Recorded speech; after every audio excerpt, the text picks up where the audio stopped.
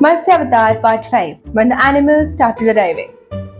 Come, let me tell you a story. Because if you thought convincing an entire kingdom to build the largest boat in human history was a difficult task, then I regret to inform you that the truly impossible part was only just beginning. For once the last great beam had been fitted into place, once the final ropes had been tightened and the carpenters had proudly stepped back to admire a vessel so enormous that even the oldest sailors stood before it, scratching their beards and quietly reconsidering everything they thought they knew about boats, Lord Vishnu appeared once again before King Manu with a fresh set of instructions, which I assure you sounded considerably more outrageous than the previous one. And that is saying something because the previous instructions had literally included the end of the world. Manu bowed low. My lord, the boat is ready. I know. It is magnificent. Thank you.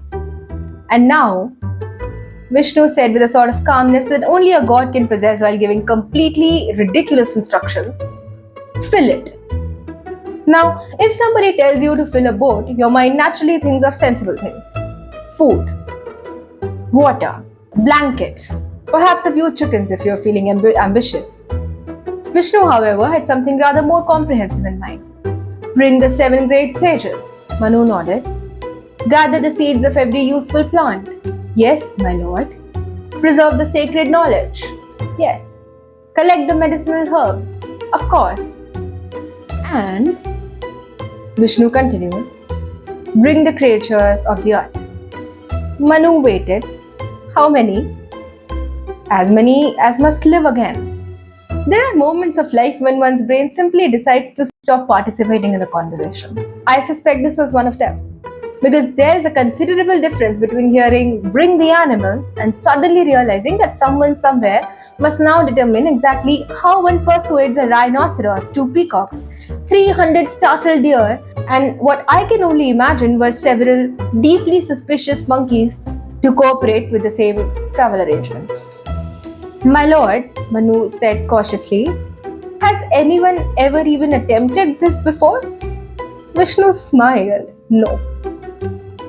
I was afraid you might say that. Within hours, messengers rode out across the kingdom. They galloped through forests, across rivers, over hills, into villages. Everywhere they carried exactly the same royal decree. Bring the finest seeds, bring the sacred herbs, summon the sages, prepare the animals. Now imagine receiving that message. One farmer looked at the royal messenger. I am sorry. Did you say animals? Yes. How many? Yes. What? The king said all that must live again. That isn't a number, no. It's more of a philosophy. I was hoping for a number. So was I. The 7 great sages arrived first. Dignified, serene, wise beyond measure. Each carried not gold, not jewels, but knowledge. Scrolls, sacred hymns, centuries of learning carefully preserved. One young palace guard watched them pass and whispered to his companion, shouldn't they at least bring swords? His older companion shook his head. When knowledge survives, he replied, civilizations can rebuild swords. Now that is the sort of sentence people spend years trying to invent. The old guard simply happened to say it while eating roasted chickpeas. Wisdom, I have noticed, often appears when people aren't trying particularly hard. Upon thousands of tiny packets, rice, wheat, barley, sesame, medicinal plants, fruit trees, flowers. One little girl carrying a basket asked her mother, why are we saving seeds? Her mother smiled. Because one day, she said, someone will need shade from a tree that hasn't been planted yet. I rather like that. Not everything important happens immediately. Some acts of kindness are performed entirely for people we'll never meet. And then, the animals began arriving.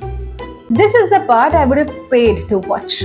Lions, elephants, peacocks, cows, deer, buffaloes, goats, horses, dogs, birds of every imaginable color. If Noah's Ark had traffic management problems, I assure you, Manu's boat did as well. One palace official stood with a scroll in his hand. 2 elephants, they are here. Excellent. 2 horses, present.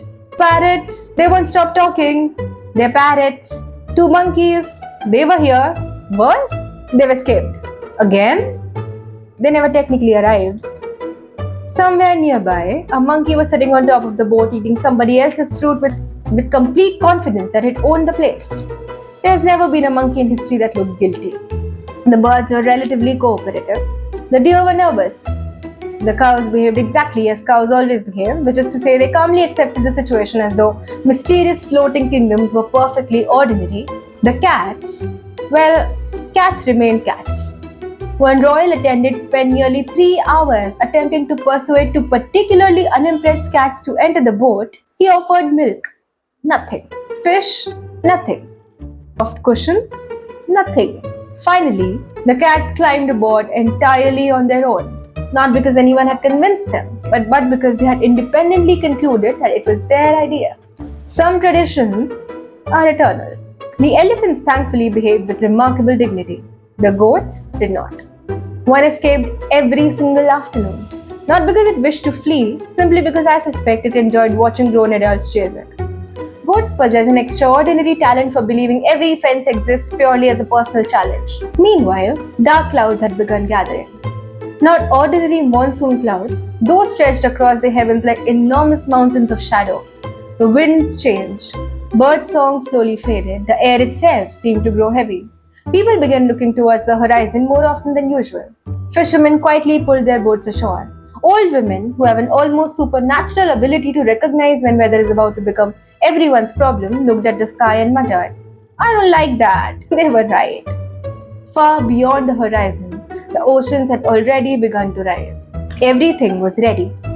The sages, the seeds, the animals, the sacred knowledge. King Manu climbed aboard the great vessel one final time, looked back at the world he loved, and very first drop of rain fell into his open hand.